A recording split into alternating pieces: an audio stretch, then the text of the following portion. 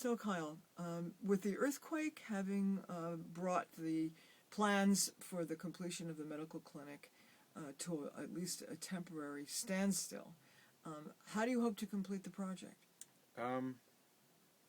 Well, the communication lines between all parties involved that are planning on building this clinic are still there. The PV system is still alive. The internet's still alive. We're all still talking to each other. And the drive to construct the clinic, of course, has not gone anywhere.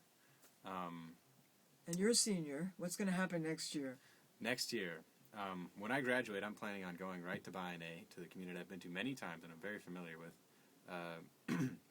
to start that construction, to be the communication link between BINA and the design engineers in San Francisco.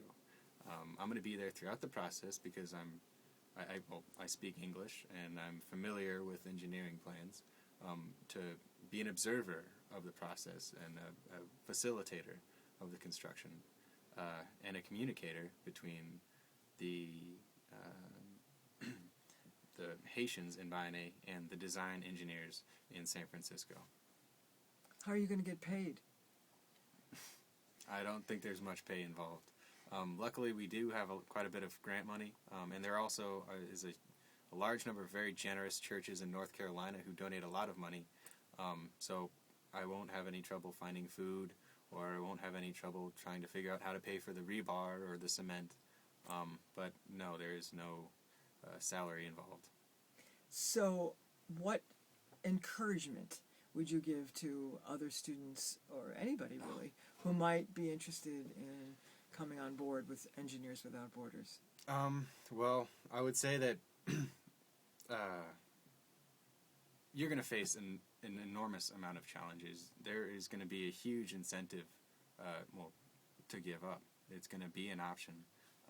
But if you just keep the goal in the headlights and you just stay committed, you'll see the products of your work.